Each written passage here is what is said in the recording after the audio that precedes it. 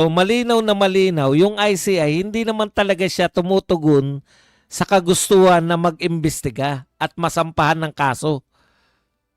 Ang ICI, ginagamit ngayon lantaran, araw-araw yung pagmumukha ni Magalong, nakikita natin, lantaran, kung ano-ano lang, pupunta sa Davao City, maghanap, iikot dun, maghanap ng maiimbestigahan. May nakita ba kayong ghost project? Wala. May nagsabi bang may ghost project sa Davao? Nakailang balik na kayo? Unahin nyo po yung 400 na ghost project. O, eto tip. Papayuhan ko na kayo.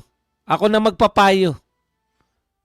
Sa Ilocos Norte, merong ghost project. Sabi ni Singson, Chavit Singson. Bakit po hindi yun ang unahin yung puntahan? Anak ng presidente kasi yung congressman.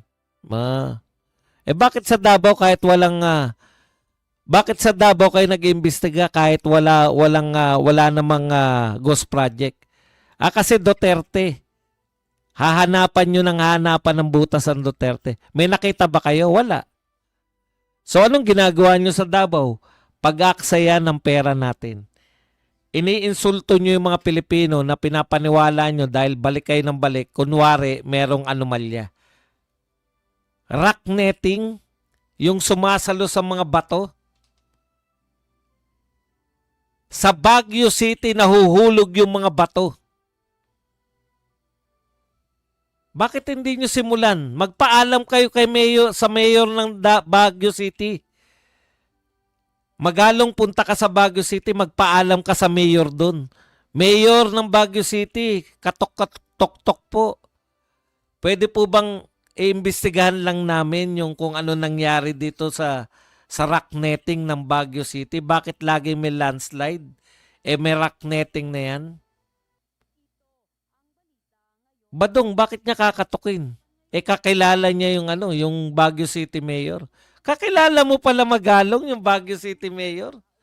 Kakilala mo pala eh. In fact, kaapelyido niya. Kaapelyido mo yung Baguio City Mayor, Magalong, yung ICI, yung nasa Davao. Kaapelyido mo yung mayor ng Baguio. In fact, siya yung mayor ng Baguio. Ikaw pala yun. Naknampu pa. Sarili mong lugar. May rock netting. Nagla-landslide pa rin. Sa Baguio City, doon sa pinamumunuan mo, may landslide. Nag-iimbestiga ka ng rock netting sa Davao City na walang... Ang layo. Gusto mo lang ba sumakay ng eroplano? Kaya ka pupunta ng Davao? Lumayo ka pa. Nasa Baguio City, gusto mong imbestigahan? Yung mga palpak na rock netting? Baguio City, no, nangunguna. Bakit hindi mo imbestigahan? Sumama ka kay Marcos nun eh. Galit nga si Pangulong Marcos eh. Ikaw pala mayor doon. Anong ginagawa mo sa Davao City? Sarili mong syudad na papalusutan ka?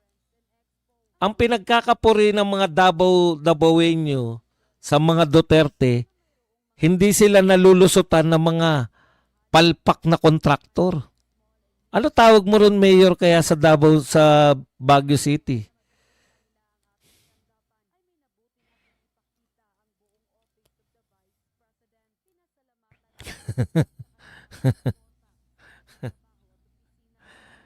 Ikaw naman Magalong oh. Inanuhan ka lang ni Auntie Claire eh. Pinakitaan ka lang ng picture ng contract mo na tennis court eh. Magkano raw yung tennis court niya? Nagpagamit ka na ngayon. Ganyan talaga eh, di ba? Okay. ICI. Bago tayo pumunta sa banat ni Pulong, ICI. Mag-imbestiga kayo, di ba? Ito po ang inamin ng ICI ngayon. Just in. Ito po ay sa Manila Bulletin. ICI Chair Retired Supreme Court Associate Justice Andres Reyes Jr.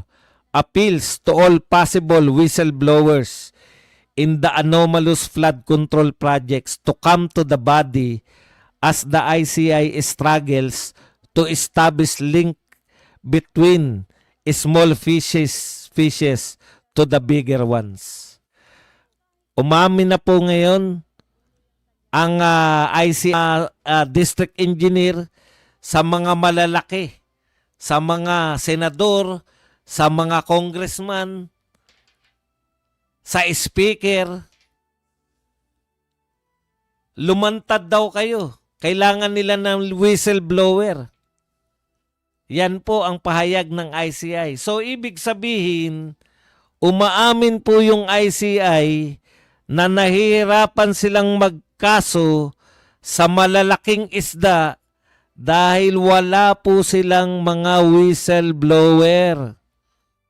Wala pong lumalantad na testigo na magte-testify na sila po magtuturo o mag-uugnay yung mula doon sa mga maliliit, sa mga engineer, sa mga kontraktor sa baba, iugnay nila sa malalaking isda.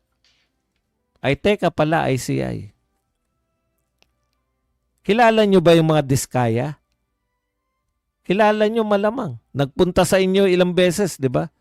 Kilala nyo rin ba yung si Bryce Hernandez? Kilala nyo rin, di ba? Kilala nyo rin ba si Alcantara? Oh, pabalik-balik yan sa inyo eh. Narinig namin sa live nila sa Senado, narinig namin na itinuturo nila si Martin Romualdez, si Saldico, yung mga senador, yung mga congressman o may dating congressman, yung Yusek Bernardo. May testimonya na sila na nag-uugnay. Kinakailangan nyo ng panibagong whistleblower? Bakit hindi na lang sila? Bakit hindi na lang yung mga diskaya? Oo nga pala. Paano pang ayaw na kasi ng mga diskaya eh. Kaya hindi na namin sila magagamit na testigo kasi ayaw na nila. Bakit kaya umayaw yung diskaya? Hindi ba kayo nagsabi, ICI, yung miyembro nyo nagsabi, si Dale Singson, yung dilawan na miyembro nyo, nagsabi na, aba, hindi po pwedeng state witness ang mga diskaya.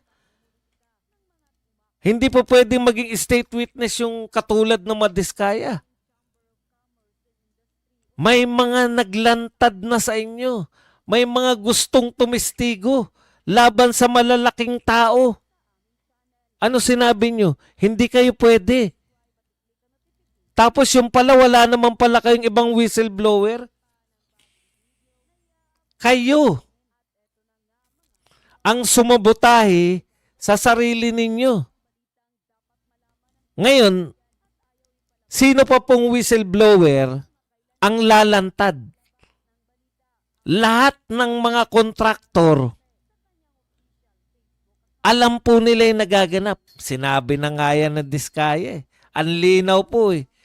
Ang linaw po, ipinahayag na ng mga diskaya. Simula pa lang, lokohan na yung bidding. Mula pa sa bidding, lokohan na. Naglalagay sa NEP. Yung nilalagay yung pera sa NEP. Ano yung sinabi? Saan ba natin to na basta isa rin sa mga nagtestigo na yan. Pagka nakita na sa NEP yung pinopost nila, babayaran na yung magbabayad na yung kontraktor. Kunwari, nag-propose si congressman. Pag nakita na sa NEP, babayaran na nila yung congressman. Babayaran. Kung sino yung nag-propose. Kunwari, si Risa Ontiveros, proponent. Si Risa Ontiveros, meron siyang mga Opo, di ba? Nilantad na ni Katunying. Paano kayo magkakaroon ng testigo? Ang sabi nyo nga sa diskaya, hindi sila po pwede. Kakasuhan nga namin yan eh. Sino ngayon yung lalantad? Tahimik na lang kami, wala pa kaming kaso. Ilan na po nakasuhan yung kontraktor? Wala pa. Diskaya pa lang yung makakasuhan nyo. Bakit? Lumantad sila, nagsabi sila na nalalaman nila. Ano aral yan? Huwag kang lalantad, wala kang kaso. Lumantad ka, katulad ng diskaya, may kaso ka. Kasi umamin ka ng pagkakamali mo. Badong, hindi ba pwedeng yung tinestify ng diskaya magamit? Pag magcha-charge na po, hindi raw po pwedeng gamitin yun. Kinakailangan po, itestigo niya. Alam niyo yun? Hindi ka pwedeng, sa Senado po kasi, kaya makikita po na sa Senado po kasi, hindi ka pwedeng hindi tumistigo eh. Hindi ka pwedeng hindi mag-appear. Dahil ipapahuli ka ng senador eh. Ipapakontempt ka, iwawaran to pares ka. Ah, 'di ba? Pero hindi nyo po pwedeng gamitin kung ano man yung naroon sa Senado kung ayaw na mag-testify. Halimbawa, sinabi nila yung mga yon, tapos kakasuhan nyo si Martin Lab dahil sa si Saldico dahil sa sinabi ng Diskaya. Eh ayaw tumistigo ng Diskaya sa tunay na korte. Hindi nyo pwedeng gamitin yung testimonya niya.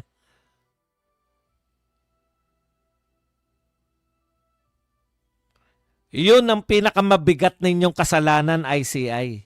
Kung wala kayo, papalitan lang yung ano,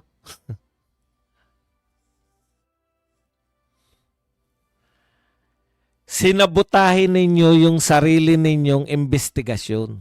Ngayon, nananawagan kayo na lumantad yung mga whistleblower. Lumantad na nga yung mga whistleblower eh.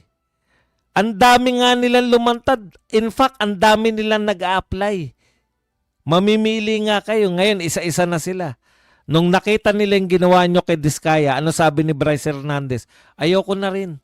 Hindi na rin ako mag-apply ng state witness. Ipaglalaban ko na lang yung kaso ko. Mas mabuti pang ipaglaban nila kaso nila. Baka manalo pa sila. Eh punta ng punta sa inyo.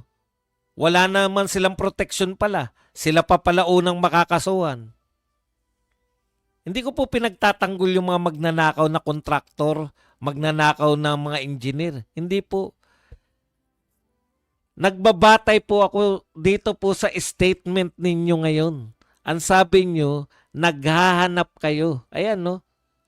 Ah? You are appealing to all possible whistleblowers in the anomalous flood control.